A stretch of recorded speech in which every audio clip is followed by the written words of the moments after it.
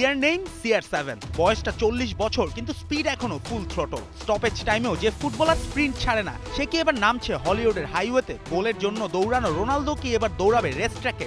90 মিনিটে ডিফেন্স ভাঙা যান নেশা, সে কি এবার কাঁপাতে যাচ্ছে 2 ঘন্টার হলিউড? বিশ্ব ফুটবলের স্পিড আর পাওয়ারের প্রতিশব্দ ক্রিশ্চিয়ানো রোনালদো এবার জড়িয়ে পড়লেন বিশ্বের সবচেয়ে জনপ্রিয় স্ট্রিট রেসিং মুভি ফ্র্যাঞ্চাইজির সঙ্গে। ফাস্ট অ্যান্ড ফিউরিয়াস ফ্র্যাঞ্চাইজির মূল তারকা ভিন ডিজেল সামাজিক যোগাযোগ মাধ্যম ইনস্টাগ্রামে CR7 এর সঙ্গে ছবি পোস্ট করে স্পষ্ট ভাষায় জানিয়ে দিয়েছেন রোনালদোর জন্য নাকি একটি চরিত্র লেখা হয়েছে।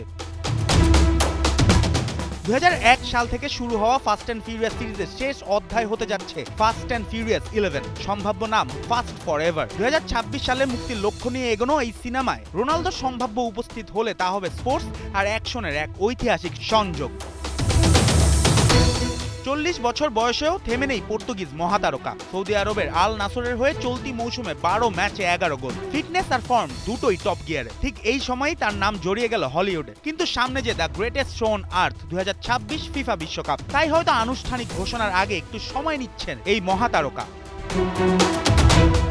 মাঠের বাইরেও প্রস্তুতি জম্পেশ। চলতি বছরের এপ্রিলে নিজের ফিল্ম স্টুডিও ইউআর মার্ভ চালুর ঘোষণা দেন রোনালদো। সঙ্গী হিসেবে পেয়েছেন কিংসম্যান ও এক্সম্যান খ্যাত পরিচালক ম্যাথিউ বনকে। ইতিমধ্যেই তারা 2টি অ্যাকশন ফিল্ম তৈরি করেছেন, তৃতীয়টি নির্মাণের পথে।